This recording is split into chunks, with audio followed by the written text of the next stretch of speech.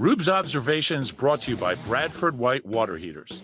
And we'll start off with the good and bad from Nick Sirianni. The good, Eagles are the first team since 1998, the Packers in 1998, 25 years ago, to lose a Super Bowl and then open the next season 4-0. And I think it's a really, really hard thing to do to get over that disappointment. And that was a crushing disappointment for this franchise. To come back from that and start from scratch and do the things that you have to do to prepare for another season and get that disappointment out of your mind, it's a really hard thing to do. And I think Nick Sirianni's strength as a coach is getting his team to understand exactly how to get through that kind of disappointment. And this 4-0 start is evidence of that. It says a lot about Nick Sirianni and the veteran leadership on the team, Kelsey and Lane and Fletch and BG. It's a rarity. But then there's the bad side, and Nick Sirianni had some gaffes coaching-wise on Sunday in that win over Washington. Number one, I hated that 3rd and 11 call with Gainwell. The odds of converting that play with Jalen throwing the ball to Devontae or to AJ or to OZ or to Goddard or to anybody are about 100 times better than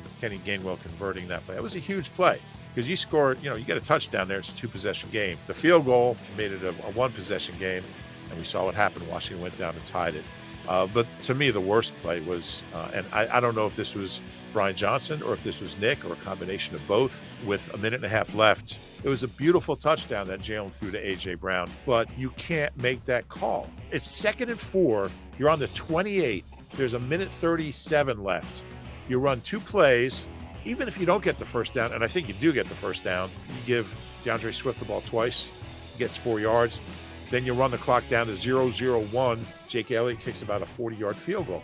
Even if you don't convert there, it's still, you're running the clock. Washington only had 1 timeout left, so they use that. After 2nd down, on 3rd down, you're running the clock. Then you kick the field goal. At this point, if you don't get the first down, it's probably about a 44-yard field goal. And then they have probably about 35, 40 seconds left with no timeouts to drive down the field. So to give him another chance with a short field after the stupid A.J. Brown penalty, it made no sense. And Nick's explanation, and maybe he was covering for his OC, I don't know, but he said, I'm never going to apologize for scoring a touchdown.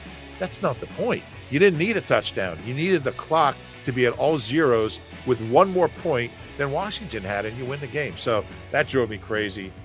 We'll talk about Jalen real quick. I thought it was his best game by far. He's gotten a little bit better each week, and no turnovers, which was huge. Drove the ball down the field.